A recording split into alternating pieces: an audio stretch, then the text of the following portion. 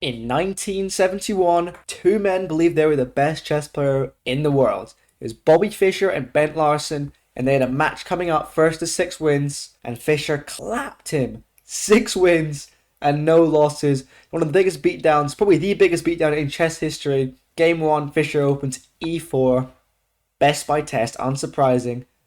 And Larsen surprised him on move 1, e6. The French defense, not a very surprising opening, you may think, but Larsen never really played the French defense, so Fischer wouldn't have been expecting this out of Larsen. In an interview, he said he prepared many surprises for Fischer, this being one of them, so surprise at the first move. Here we go, main line here, all very theoretical. Knight c3, it seems like the most testing reply, the most theoretical response to the French defense. And we see a very topical line still played to this day, the winnower. And the idea is you pin this knight, maybe double these pawns, give white a little bit of a structural issue. So Fischer just advances again. Engines even let this move to this day, still very topical theory. Knight to e7, just preparing castling. Of course, you can't go to f6. And Fischer just kicks the bishop saying, go ahead, take me, I don't care. Similar to the fancy Caro-Kann, or other structures like this where maybe you'd have advanced or have a strong center. You don't mind these pawns getting doubled because it doesn't mean too much. Slightly unsightly, but in reality, it's not going to happen, not going to affect your position very much. So c5, a4. Here White had two chances. He's got two good tries for an advantage. Queen g4, immediately attacking that pawn. And a4. I think a4 is a bit meek, it's a bit passive. It's actually the most, it's a bit more sly in a try for advantage. You know, apparently Queen g4, the analysis I'm reading of this game was saying, has been analysed to death. It's been analysed to the endgame by French players. So a4 is still a bit of a more live try for an advantage. So we see knight b to c6, knight f3, bishop d7, Larsen quickly developing his pieces. But with this centre being so locked, it's Fischer just going to attack. So let's see how it continues. So Fischer decides to get his bishop into the game. Great move. I mean, you're just getting a piece into the game and it's the most natural square. I wouldn't be singing his praises for doing that. And we see queen to c7, moving the queen over starting square, maybe trying to apply some pressure and try and get down on the c file. So Fischer just castles in c4. Usually quite a bad move in these French structures because with c4, normally you can play b3, sort of poke a hole, chip away at this structure and get rid of it. But with no b-pawn, this is quite a strong move, so the bishop has to go back to e2. And after f6, a classic French counterplay move, Fischer ignores it. Normally you take, but in this variation he just ignores it, plays rook to e1, opening up a square for his bishop if need be. And Fischer is no stranger to this position. He's actually had this exact position before against Medny, and he played bishop a3, sacrificing a pawn, because Black can just take in the center and he has too many things attacking. So this time he decided not to do that. Knight g6 played by Larsen. Fischer's thinking, what the hell? How about I'll just sacrifice the pawn anyway? Does it later on. This time a move later on. Goes bishop to a3. Again, this pawn is not defended sufficiently. So Larsen has the ability to capture. The thing is, he should have castled. Larsen should have castled his king, because now his king is going to be stuck in the center for a while. Castling is not very easy to achieve. And if you decide to rotate either of these knights back, you sort of lose all the activity you've used all your tempo to achieve. So that wouldn't make any sense, really. So Larsen decides to, he said A, he must say B, captures in the center, Fischer captures back, and Larsen is simply up a pawn. But it's not quite as it seems. After Fischer captures, completing the sequence, now it's his job to spring into the game, spring into action, try and cause some practical problems in this game. So queen to d4, centralizing his queen, you know.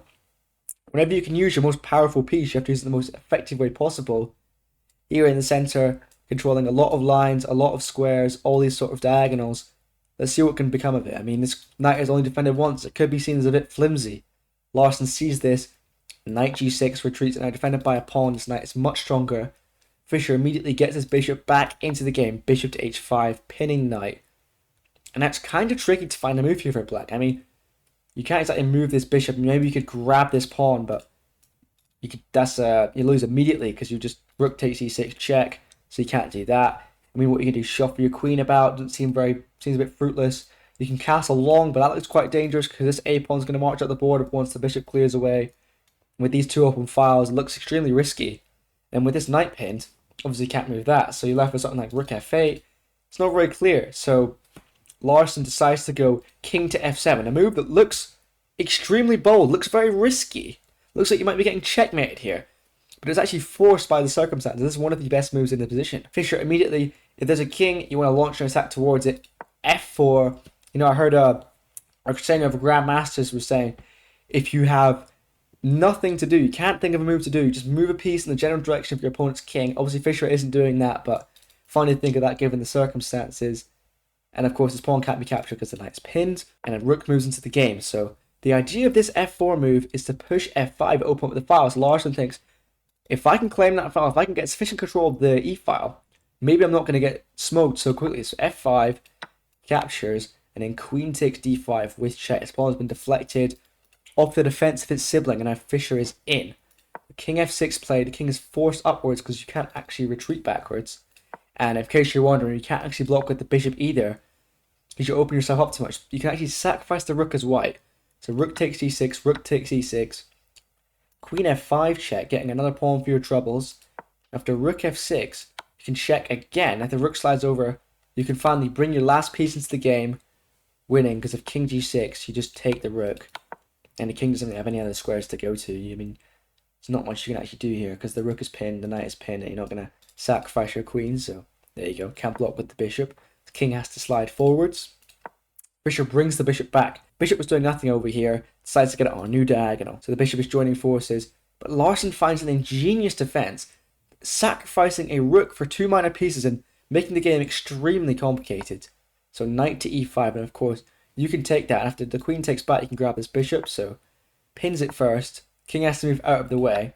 Takes, here we go. That continuation is on the board. Fischer's got 2 pieces for the rook, but material is balanced. And you can say these rooks are going to be springing into the game. Here they go. Queen has to move out of the way. And these pawns don't look very impressive. He's got double pawns, he's got isolated pawns, but so does Larsen. Queen to e3 check by Larsen. Very scary. These pieces are extremely close to white's king. These rooks have deadly open files. It's almost like Fischer's going to struggle to survive, but you can actually march into danger. Of course, you can't play king h1 because there's a standard back rank thing here. You just get checkmated.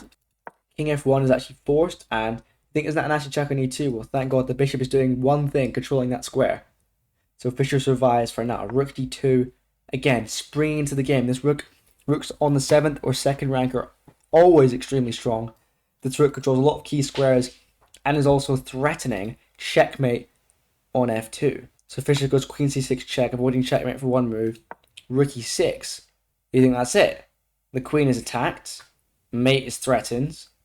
But Fischer finds an ingenious move. Bishop c5.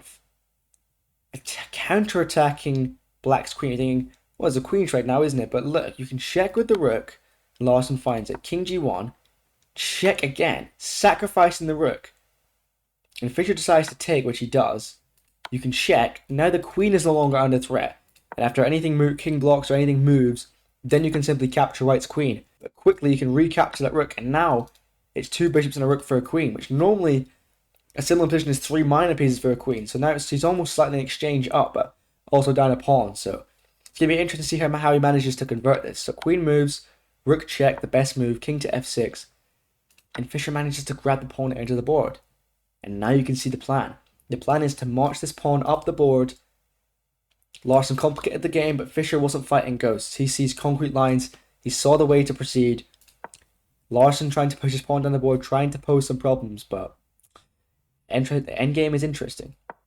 Bishop b6, queen takes, a5. That pawn is getting dangerously close to promotion, and it's quite tricky to stop. So queen to b2 hits the bishop, trying to halt the progress, because obviously you would take that bishop. Can't support the pawn with the rook, so now you need to find something interesting. So he checks. Checks, king moves, a6, queen to a3. Now the queen is behind the pawn, always a very strong spot for the queen to be. So defends the pawn. Queen c5, and now the game is simply lost for Larsen. There is a forced win for Fischer, starting with the great move, beautiful move, rook to b1. Think, why is this so special? Well, queen can't really do much.